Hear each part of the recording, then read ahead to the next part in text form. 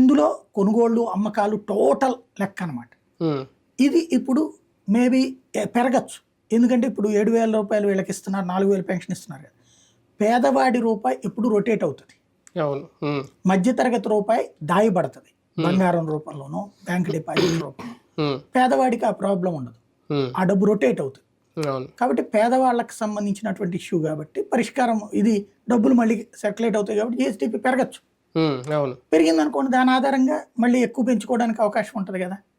దానికి తోడు ఇప్పుడు జగన్ చూపించిన దారి ఉంది కదా, వివిధ కార్పొరేషన్లు. ఇంతకుముందు చంద్రబాబు గారి టైంలో కూడా కార్పొరేషన్కి లోన్స్ తీసుకున్నారు, అవి తీసుకుంటారు మళ్ళీ.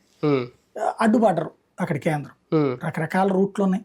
ఇప్పుడు అదే సత్యనారాయణ ఆపింది అందుకే. ఆయన జగన్కి అప్పులు తెచ్చి పెట్టడానికి మద్యాన్ని తాకట్టు పెట్టి అప్పు తెచ్చారా, ఇవన్నీ నడిచినాయి కదా. అట్లాంటివి అప్పు తెస్తారు, తెప్పించుకుంటారు. సంపద సృష్టిస్తే ఓకే, సంపద సృష్టించే వరకు కేంద్రం మీద ఆధారపడతారా? కేంద్రం అడిషనల్ గా ఏమైనా ఆర్థిక సాయం చేస్తుందా వీళ్ళు కూటమి ప్రభుత్వం కాబట్టి? సంపద సృష్టించే వరకు అప్పుల మీద ఆధారపడతారు, కేంద్రం అడ్డుపడదు. అంతేగాని కేంద్రం మన కూటమి కదా అని ఇచ్చేటట్టయితే యోగి ఆదిత్యనాథ్కి కాస్త డబ్బులు సంచీలు పంపించవచ్చు, మధ్యప్రదేశ్కి పంపించవచ్చు, లేకపోతే బీహార్ ఆళ్ళదే ప్రభుత్వం, కూటమి ప్రభుత్వమే ఇవ్వచ్చు కదా. అట్ట ఇవ్వడం బిగిన్ చేస్తే కనుక వాళ్ళదే వెళ్ళిపోతుంది. అంటే ఏదో ప్యాకేజీల రూపంలో ఇవ్వలేదా కేంద్రం తలుచుకుంటే ఆంధ్రప్రదేశ్కి?